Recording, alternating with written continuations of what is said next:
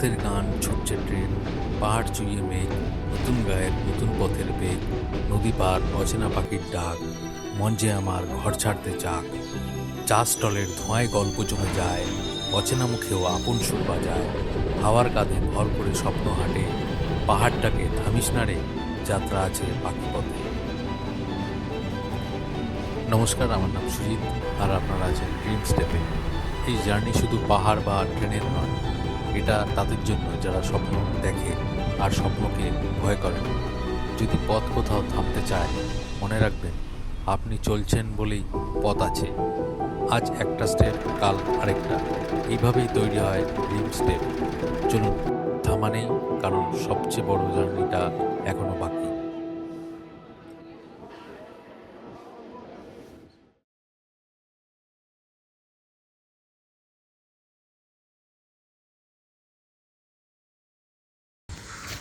অনেক দিনের প্ল্যান ছিল অনেক দূর যাবার, অনেক আশা নিয়ে বাড়ি থেকে বেরিয়েছিলাম। ভিডিওটা দিতে অনেকটা সময় লেগে গেল। নমস্কার, আমার নাম সুজিত, আর আপনারা আছেন ড্রিম স্টেপে। চোখে অনেক স্বপ্ন দেখতে দেখতে যাচ্ছিলাম, সফরটা যাতে ভালোভাবে কাটে। বাজেট আমাদের বেশি ছিল না, মধ্যবিত্ত ফ্যামিলির কাছে বাজেটটা অনেকটাই নির্ভর করে। তাই আমরা বলতে পারি কম খরচে পাহাড় ছোঁয়ার গল্প। পাঞ্চলাইনটা আপনাদের কেমন লাগে? ভালো নয়? আমাদের জার্নি শুরু হয়েছিল কলকাতা চিতপুর স্টেশন থেকে, স্লিপার ক্লাসে, কলকাতা টু নঙ্গলডাম এক্সপ্রেস। সপ্তাহে একদিন চলে, শুধু বৃহস্পতিবার। আমাদের ট্রেন ছেড়েছিল সকাল 7:10। স্লিপার ক্লাস হলেও ট্রেনের অভিজ্ঞতা বেশ ভালোই ছিল। জানলার পাশে বসে মাঠ, নদী, গ্রাম সব বদলে যেতে দেখা গেল।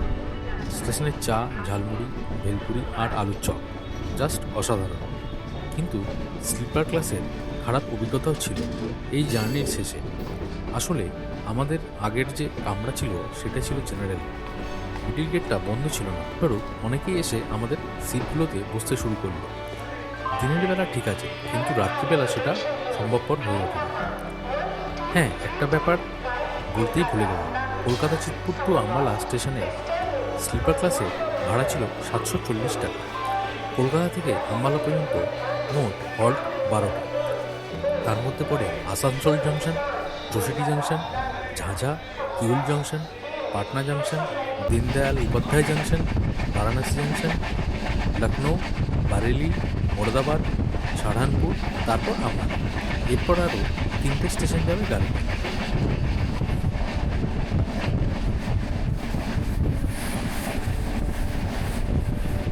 আমাদের প্ল্যান ছিল একটু অন্যরকম। আমরা ট্রেন জার্নির সাথে বাস জার্নিও রেখেছিলাম, কারণ আমরা দুজনেই ভেবেছিলাম কত কম খরচে এই জার্নিটা কমপ্লিট করা যেতে পারে। আমাদের টোটাল 12 দিনের প্রোগ্রাম ছিল যাতায়াত, তাই বাড়ি থেকে শুকনো খাবার নিয়ে এসেছিলাম। যতই বলুন, বাড়ি থেকে খাবার নিয়ে আসলেও ট্রেনের চা এবং ঝালমুড়ির প্রতি ভালোবাসা, এটা কি সামলানো যায়? যায় না।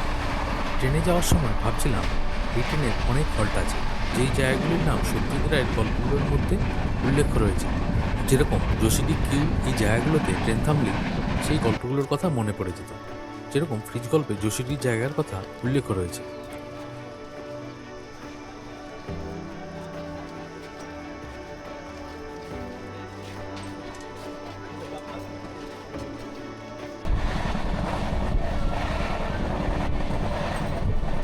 যোশীটির পর বৃষ্টি আসতে শুরু করল।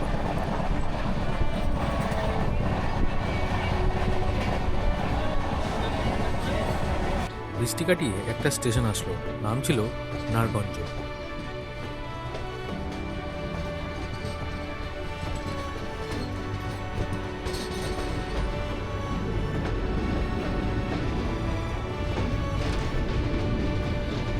আমি ভাবলাম এখানে একদিন স্টে করে যাই, যদি আশেপাশে কোনো হোটেল থাকে তবে।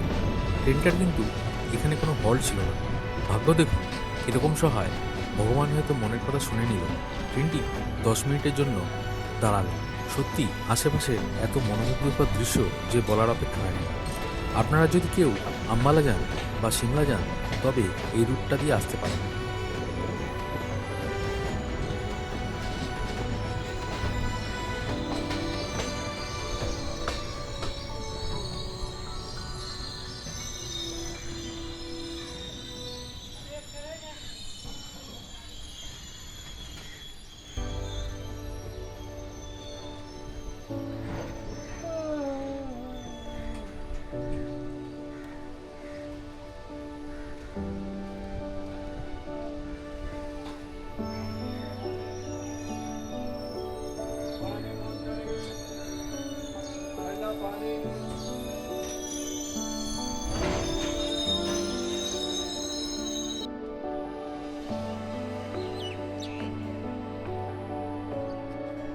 ট্রেন ছাড়তেই মনটা যেন খারাপ হতে লাগলো। ভাবলাম ভবিষ্যতে যদি কোনোদিনও এখানে আসতে পারি তবে খুব ভালো হয়।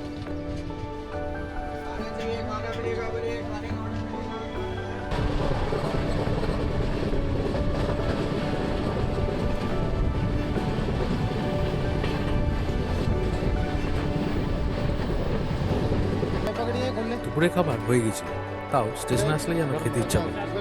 তাই কিউল জাংশনে এসে কচুরি আর তরকারি নিয়ে নিলাম। বেশ ছিল কচুরিটা।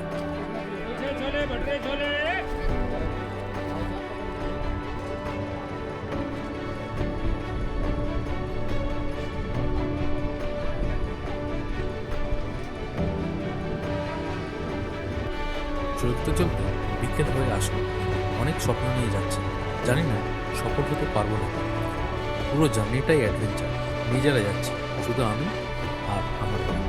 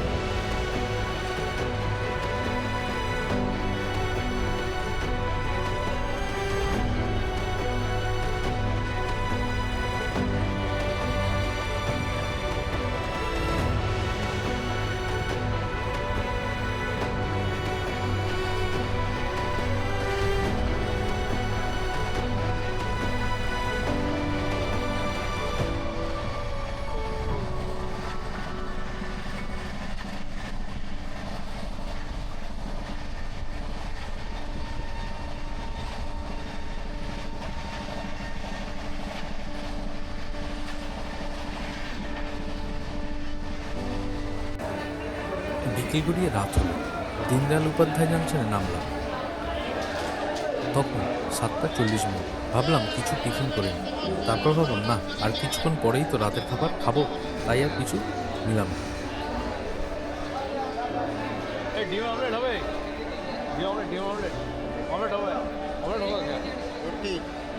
এরপরে আমরা বারাণসী রেলওয়ে ব্রিজ পার হলাম। পার হওয়ার সময় দেখলাম কাশী আলোয় আলোকিত হয়ে আছে। ভাবলাম ভগবান বিশ্বনাথ যদি কোনোদিনও কৃপা করে তবে নিশ্চয়ই আসা হবে। তার কৃপা ছাড়া সব কিছুই অসম্ভব। ভগবান যাত্রা যেন শুভ হয়, এই প্রার্থনা করে সেই রাত্রে আমরা ঘুমিয়ে পড়লাম।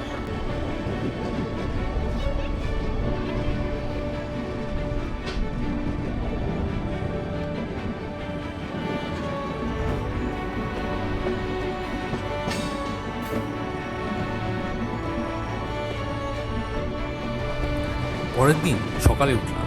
রাত্রে ঘুমটা ভালোই হলো, কিন্তু আমি মনে করি স্লিপারে রাত্রেবেলা গভীর নিদ্রায় না যাওয়াই ভালো। কারণ আমার আপার সিটে যে মহিলাটি ছিল তার ব্যাগটা চুরি হয়ে গেছে।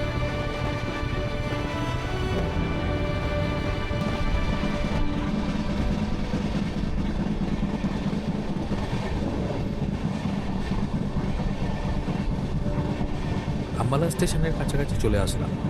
দীর্ঘ যাত্রা হলেও একঘেয়ে লাগে, কারণ সঙ্গে ছিল অদেখা জিনিস, গল্প আর ভবিষ্যতে এক নতুন অ্যাডভেঞ্চারের স্বপ্ন এবং উত্তেজনা।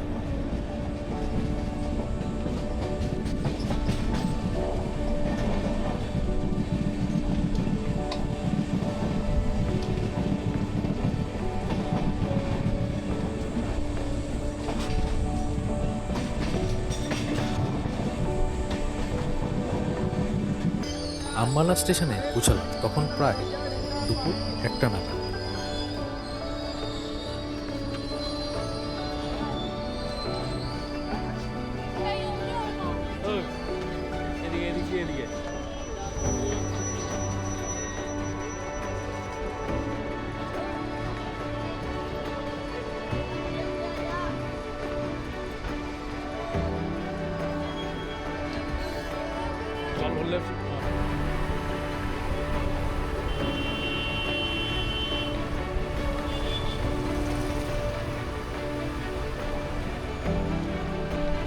আম্বালা থেকে বাস স্ট্যান্ড কত দূর সেটা আমাদের অজানা ছিল, তাই লোকাল অটো ড্রাইভারকে জিজ্ঞাসা করলাম।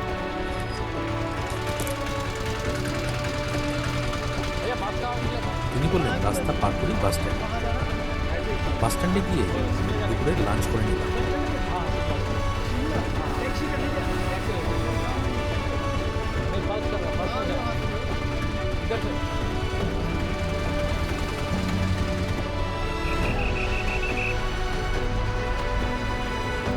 আম্বালা থেকে আমরা সিমলা যাওয়ার বাস খুঁজছিলাম।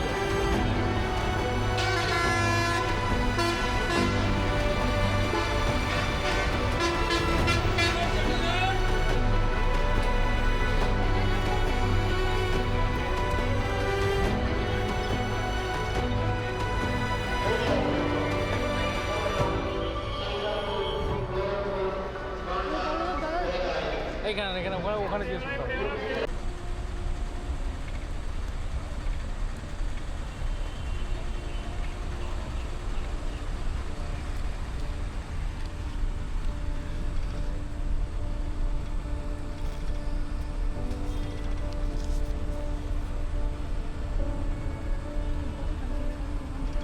আম্বালা থেকে আমরা সিমলা যাওয়ার বাস খুঁজছিলাম। যে বাসটি ছিল সেটি বেরিয়ে গিয়েছিল, তাই আমরা বেলা 2:30 নাগাদ আম্বালা টু সিমলা যাওয়ার জন্য বাস ধরলাম। অনেক সময় লেগে যাবে।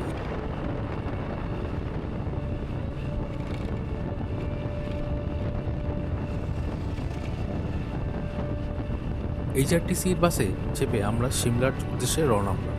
বাস ধীরে ধীরে সমতল ছেড়ে পাহাড়ের দিকে উঠতে শুরু করল।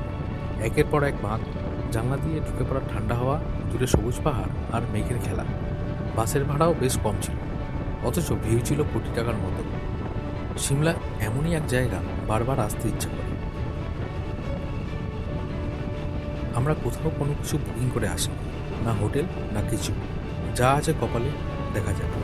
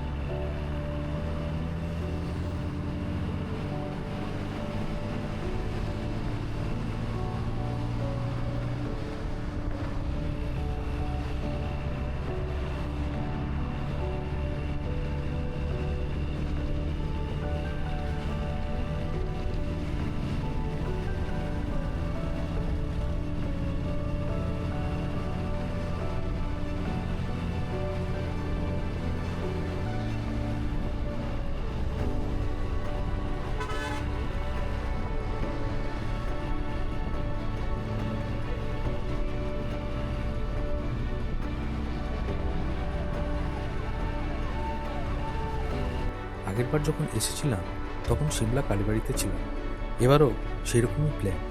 বিকেল প্রায় নেমে এসেছিল, সূর্য পাহাড়ের গায়ে ঢলে পড়েছিল, দারুণ লাগছিল দেখতে। কত স্বপ্ন নিয়ে এসেছি এই দুই চোখে। আশা করি ভগবান সব কিছু যেন সঠিক করে, এই আশায় বুক বেঁধে চললাম।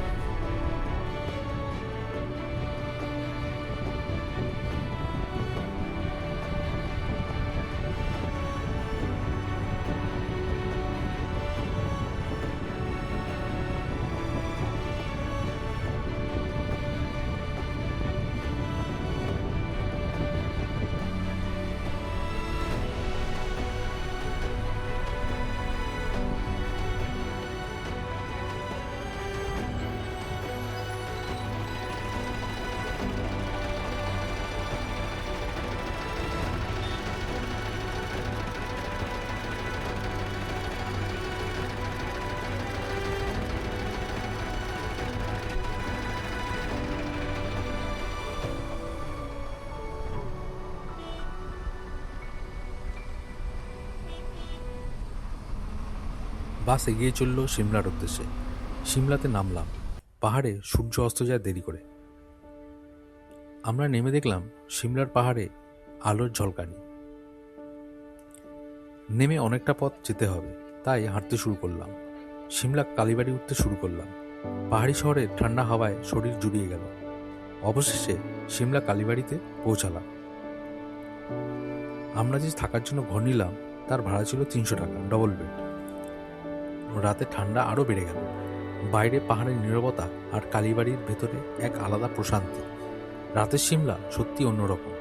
আলো ঝলমলে পাহাড়ি শহর, দূরে দূরে টিমটিমে আলো আর ঠান্ডা হাওয়া। এই অনুভূতি ভাষায় বোঝানো অসম্ভব। অবশেষে বলতে হয়, কম খরচে সাধারণ ব্যবস্থা হলেও এই কলকাতা থেকে সিমলা যাত্রা আর কালীবাড়িতে রাত কাটানো, সিমলার সৌন্দর্য আমাদের জীবনের অন্যতম সুন্দর অভিজ্ঞতা হয়ে থাকবে। বিলাসিতা নয়, বরং সহজ জীবন আর প্রকৃতির কাছাকাছি থাকার আনন্দটাই ছিল এই সফরের আসল প্রাপ্তি।